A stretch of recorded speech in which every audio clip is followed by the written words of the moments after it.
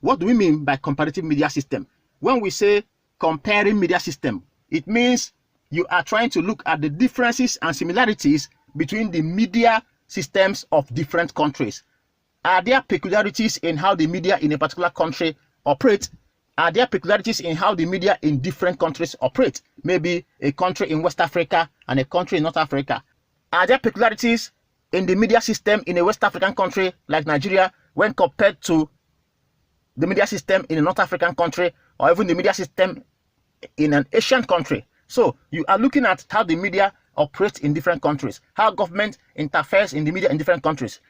Comparative media system is talking about the similarities, the peculiarities, the differences between the media in specific countries you are looking at. That is what we mean by comparative media systems. It means you are comparing how the media are owned. You are comparing structure of ownership maybe in Nigeria and Ghana. You are comparing how the media are owned in maybe the United States of America and China. You are comparing the media system, the ownership structure, the media landscape, how the media operates in different countries.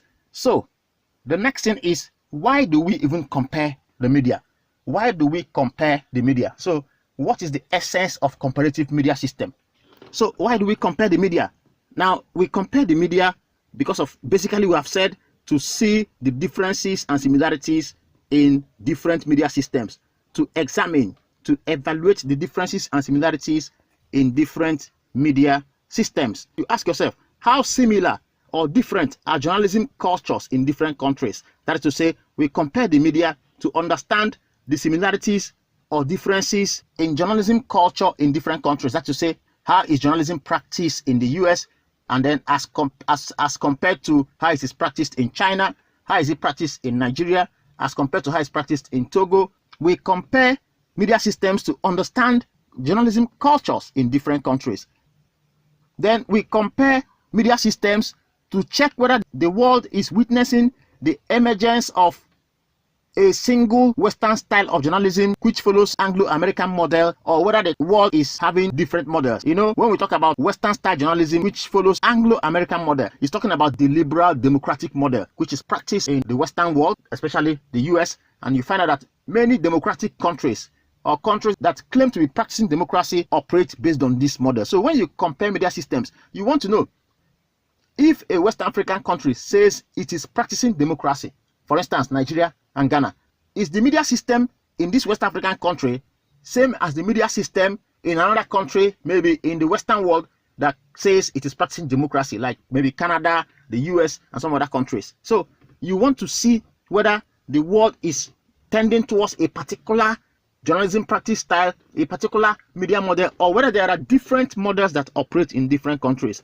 And then we compare media systems to understand the national traditions of journalism existing in different countries. The national tradition of journalism existing in different countries. This is also similar to understanding the culture of journalism in different countries. National tradition, that is to say, how is journalism practiced in maybe a West African country, or North African country, or even an Asian nation? What is the tradition of journalism there? Is journalism seen as a prestigious profession in that particular country you're looking at, or is it seen as a profession for the poor, or a profession that is against the female gender, or a profession for men, or a profession for women? What is the national tradition of journalism in a particular country? We also compare media systems to identify groups of countries, maybe in Africa or other continents, that have similar style of journalism, that have similar style of media system, media sector, that have similar style in which the media operates. We have said that certain countries could adopt the same media model. Many countries that claim to be practicing democracy are following the American model, which is the liberal model. That is the Western model of practice. You know, so you can be looking at that. And then communist nations like North Korea and China are still following the communist system, where the media are either mostly owned by the state or practiced to support the state. So that is what this point is saying, that we compare media systems to see groups of countries. Like West African countries could have the same media system. North African countries could have the same media system. Middle Eastern countries could have the same media system. That's why we compare to know whether that is what exists. Then we compare media systems to understand how political ideology of countries impact the face of journalism in the countries. To understand how politics, how people in government, how political ideologies influence the practice of journalism, influence the media sector. You look at that. So these are the basic reasons why we compare media systems. But the key reason is that we compare media systems to examine or analyze the nature of media systems in different countries, to check whether there are similarities or differences, to check whether there are peculiarities in the practice of journalism in specific countries, to identify groups of countries that have similar media systems and how the media systems of these countries that have similarities, how the media systems operate in those countries. What are the yardsticks for comparing media systems? Now, we have said that the yardsticks for comparing media systems, we basically mentioned them when we talked about the features of a media system. So those are the yardsticks for comparing media systems. So basically, you compare media systems firstly by looking at how the political system influences media practice in various countries. The countries you're looking at, maybe you're looking at a West African country, comparing it to a country in Asia, and then you're looking at how political system influences the media sector in the two countries. Is it negative influence, as in whereby the government interferes to determine the editorial content, that is to say what the media write, how they report, and then there is little or no press freedom in such countries? Or is it like in Western nations where the government creates enabling environment for press freedom to exist, but with media houses adhering to social responsibilities? And then another yardstick for comparing media systems is the structure of the media market. What is the nature of the media market in the two countries you are comparing? That is to say, what is the reach of the media? What is the nature of readership of newspapers? What is the composition of the media sector? Do you have more print media than broadcast media? Do you have more of the social media impacting the society? Do you have more online platforms? What is the structure of the media market? That's what we're talking about. Structure of the media market. How are newspapers read? Is it read more by elites? Does gender influence the way the media are used? That is to say, do you have more women preferring to watch television or listen to radio than men? Do you have more men preferring to read newspapers? And then do you even have more men working in media organizations? Maybe more men working in newspapers than women. Maybe more women working in broadcast houses than men. How does gender influence the media sector? That's what we're talking about when we say structure of the media market, the way the media market is. Do you have more sensational newspapers in a particular country? In Nigeria, the media market has local language newspapers. You have Yoruba newspapers, Hausa language newspapers, a few Igbo language newspapers. So the structure of the media market is a yardstick for comparing media systems. It is a basis upon which you compare media systems. Then you have what they call political parallelism. That is to say, how does the political system influence the media sector?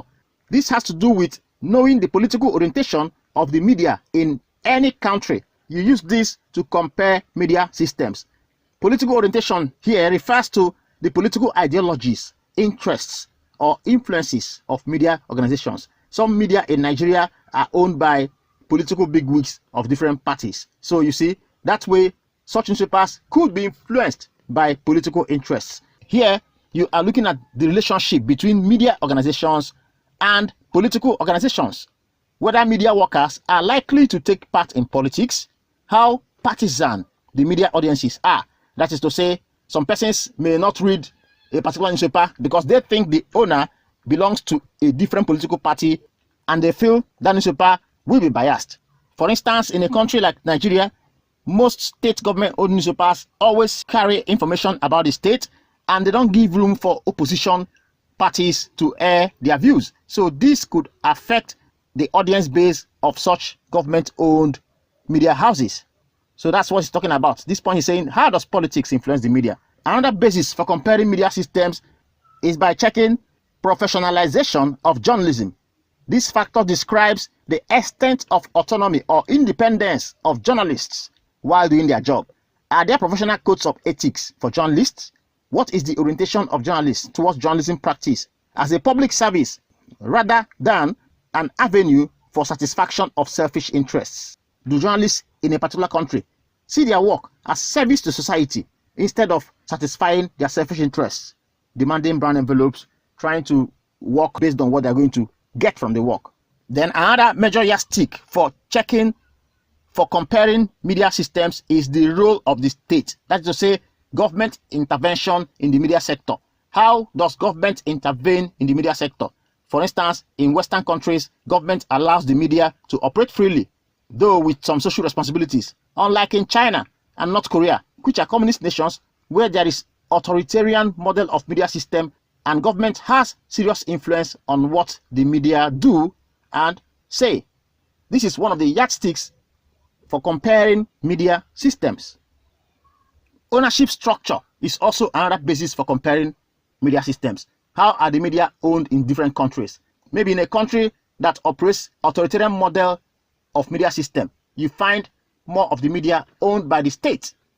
But in a country that operates liberal media system, the type that is operated in the Western nations, you find private media organizations scattered across the country. Just like in Nigeria, you have many private media organizations in the country. Even though there are government media organizations, but the media sector is dominated by private media. So media landscape, structure of ownership, role of the state, influence of political system on the media, and then structure of the media market. These are yardsticks you can use to compare media systems. So whenever you are told to compare media system between two countries, the first thing you do is to check the nature of government in the countries you are comparing. When you get the nature of government, it will be easier for you to compare them. If, for instance, you are told to compare Nigeria and South Korea, find out the nature of government in those two countries. If it is democratic government, then there's a possibility that they are following the liberal Western system. That way, you can use what operates in liberal model to look at these two countries. Of course, the press will be free to operate. Private media will exist in these two countries. Government ownership of the media could exist together with private ownership of the media. If you are told to compare France and North Korea, you check the political system in the two countries. France operates democracy. North Korea is still communist. So that could tell you that the authoritarian model is operating in North Korea, even if they claim to be operating the liberal model. Then you know that it's not going to be free. But communist stations operate the communist model, which is authoritarian to a great extent. And then, even if you're comparing two democratic nations, you look at the sincerity of democracy in those nations. One could be sincerely and truly liberal. The other one could be combining it with authoritarian system. Like I said, in the Nigerian system and some West African nations, they claim to be practicing the democratic system of government. But then, when the media report things that the government does not like, they could intervene by closing down the media houses or looking for one regulation or the other to use to gag the press, to use to stop the press from doing their job. And media freedom is not completely enjoyed in those countries. So you see, you need to check this while comparing the media system of two countries. You also look at the technological advancement of the countries you are looking at. For instance, if you're comparing a country in a developing nation and a country in the Western developed world, you will see that technological advancement will play a great role in determining the nature of the media systems. For instance, the major international media organizations, the CNN, BBC, Fox News, many of them are from the Western world.